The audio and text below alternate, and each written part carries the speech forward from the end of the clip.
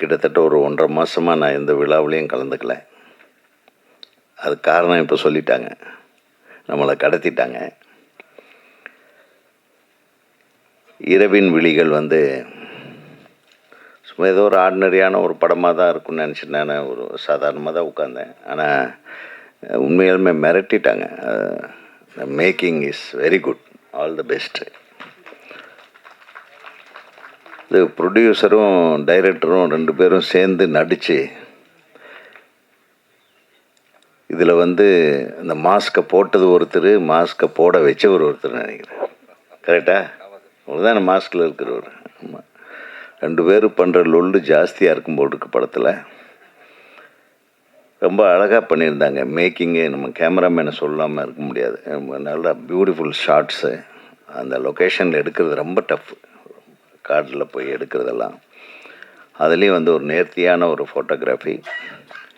Music ரொம்ப நல்லா இருந்தது. ரொம்ப இந்த படத்தினுடைய கருவு கேட்டாற் போல் அந்த சஸ்பென்ஸு, த்ரில்லரும், இந்த பேங்கு நல்லா கலக்கியிருக்கீங்க. பாடலும் நல்லா இருக்கு. 2 1.5 பாட்டு தான் போட்டிங்க, 5 பாட்டுன்னு சொல்லிட்டு அந்த 3.5 பாட்டு இவங்களே வச்சுருக்காங்க போல இருக்கு. அந்த 3.5 பாட்டு போட்டிருந்தா இன்னும் கொஞ்சம் நேரம் நல்லா. எனக்கு பாடல் பார்க்குறதுல ரொம்ப ஆசை. ஏன்னா இந்த ஹீரோயினுங்களெல்லாம் அதை நல்லா பார்த்துருக்கலாமேன்னு ஆசை தான், வேற ஒன்றும். அவங்களுக்கும் அதான் எதிர்பார்த்தாங்க. ஏன்னா சாயந்தரம் ரொம்ப நேரமாக வெயிட் பண்ணிகிட்ருக்கிறவங்களுக்கு ஒரு அழகான விஷயம் கிடைக்கு பாருங்கள். ஆமான்றாரு பாருங்க நம்ம அண்ணன்.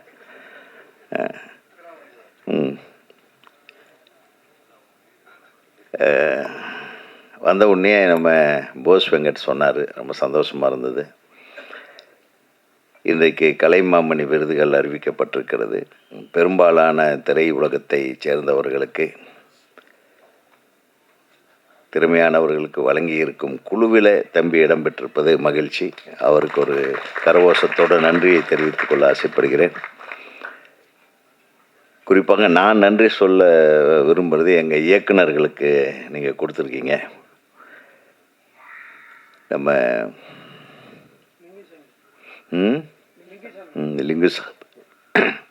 லிங்குசாமி, வெங்கட் பிரபுவா, எஸ் சூர்யா, அப்போ விக்ரமன் அவர்களுடைய துணைவியார், அவங்களுக்கு கொடுத்துருக்காங்க. ரொம்ப நன்றி. அதுக்கு நான் விக்ரமன் சார்பிலேயே நான் நன்றியை தெரிவிச்சுக்கிறேன் இந்த மேடையில்.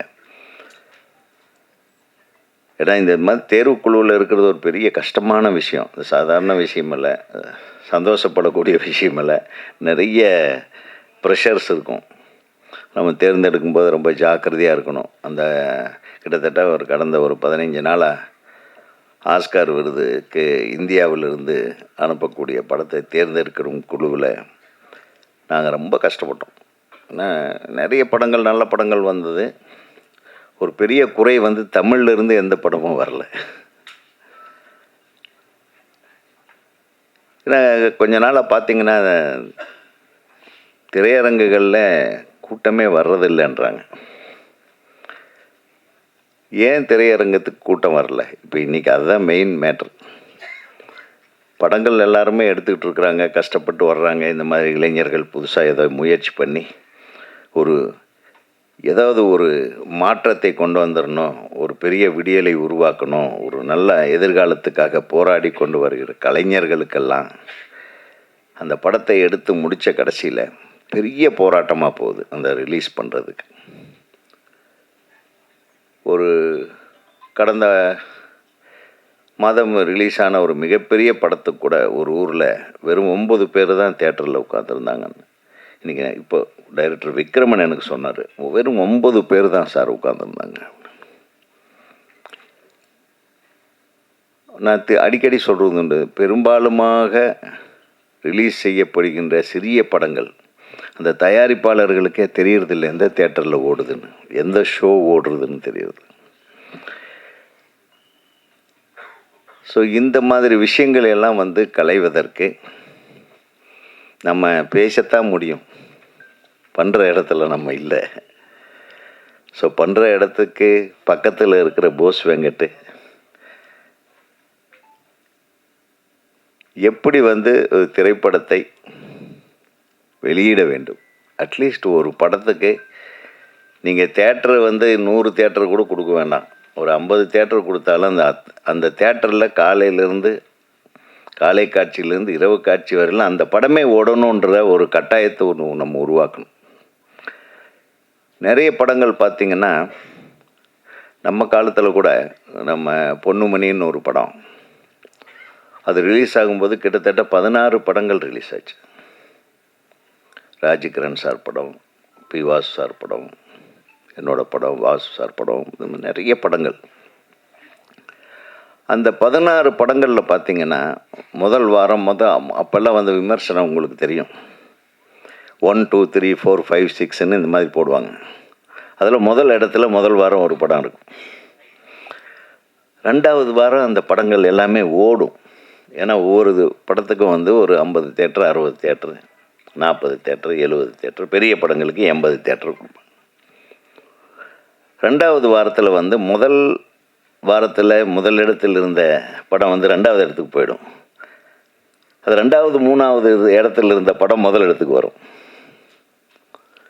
எவ்வளவு அழகாக இருந்தது பாருங்கள். இது எப்படி நடந்தது? அது அத்தனை படங்களையும் மக்கள் பார்க்கிற வாய்ப்பு இருந்தது. ஃபர்ஸ்ட் ஆஃப் ஆல் தியேட்டர்களில் அத்தனை படங்களையும் மக்கள் பார்த்துவிட்டு எது மிகச்சிறந்த படம், எது சிறந்த படம், அதற்கடுத்து சிறந்த படம் எது அப்படின்னு அவங்க வகைப்படுத்தி கொண்டிருப்பார்கள். அவங்க போய் மவுத் டாக் போய் 5வது இடத்துல இருந்த பொன்னுமணி முதல் இடத்துக்கு வந்தது.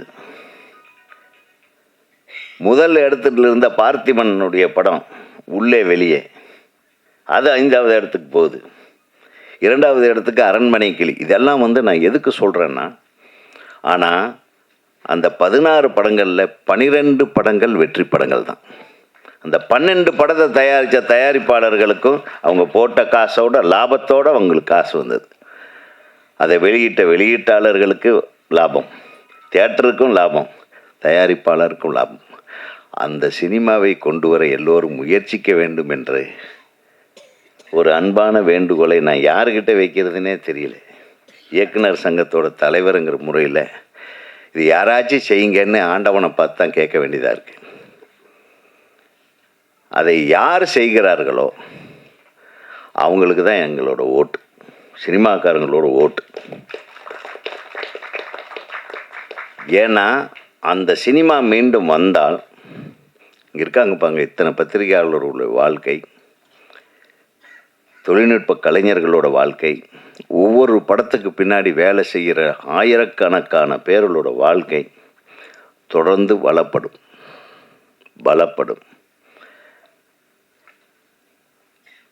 இன்றைக்கி உலக அரங்கத்துக்கு ஒரு சினிமா போகிற தேர்வுக்குழுவில் இருக்கும்போது நான் போய் முதல்ல தேடி பார்த்தது தமிழ் படம் வந்திருக்கான்னா தமிழ் படம் வரல.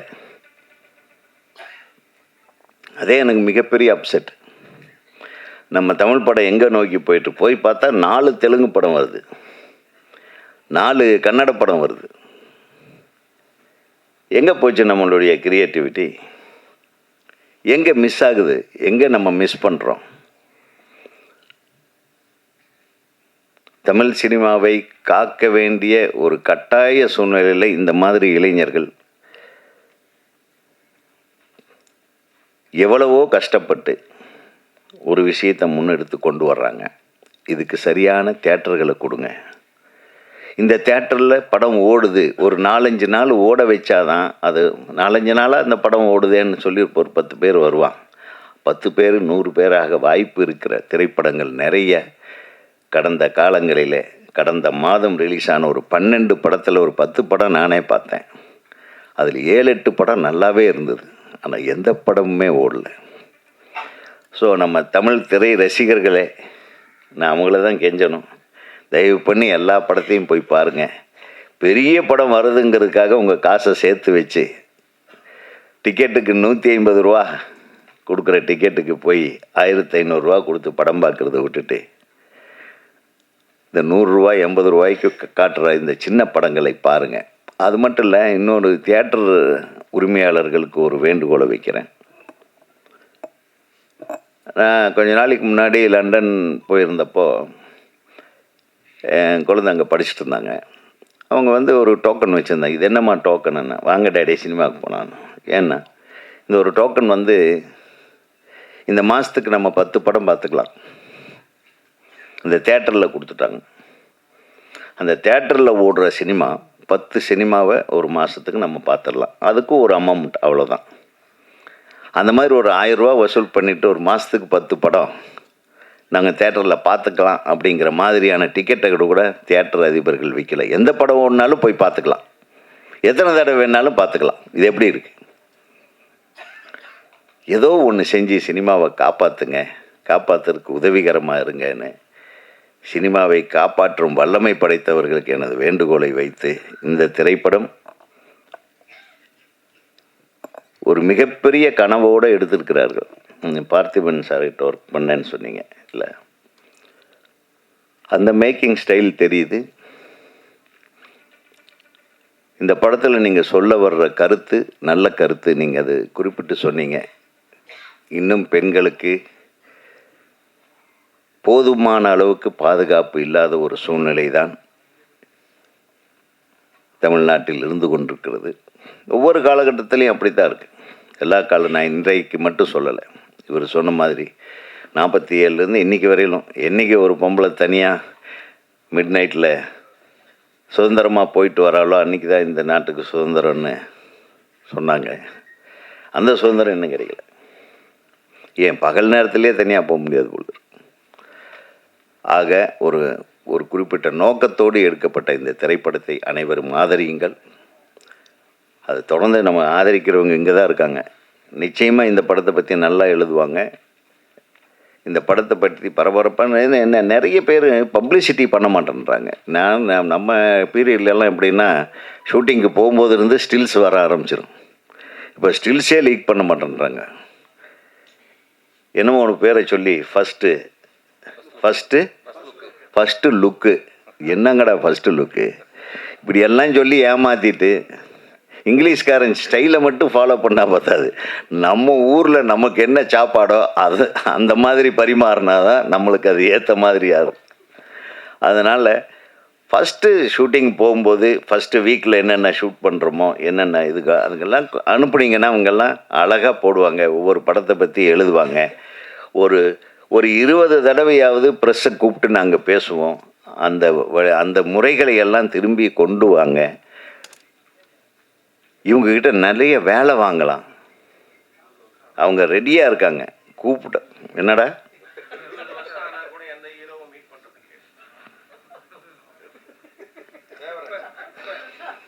நீ வாய கொஞ்சம் பேச. அது நீ பேசுனா இன்னும் பரபரப்பாய்.